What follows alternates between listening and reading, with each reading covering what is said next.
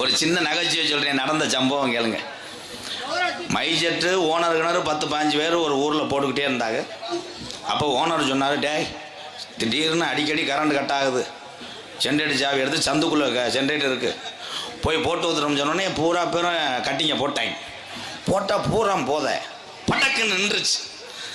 சாவியை தூக்கிட்டு ஒருத்தன் பெரிய கருப்பு மாதிரி இருட்டுக்குள்ளே ஓட, அங்கிட்டு ஒருத்தன் ஒரு லேடிஸை லைன் பண்ணியிருப்பேன் போல், சந்துக்குள்ளே முக்கடை போட்டு உட்காந்துருக்கேன். இவன் சாவியோட போனவொடனே புருஷன் தான் அறுவலை எடுத்துகிட்டு வந்துட்டான்னு அவன் பின்னங்கால் படுதல் அடிக்க கருவலில் விழுந்திருக்கேன். கருவை வேட்டியை பிடிச்சிக்கிருச்சு. இவன் போனவொடனே பார்த்தேன், பேய் நினச்சி இங்கே ஓடியான்ட்டேன்.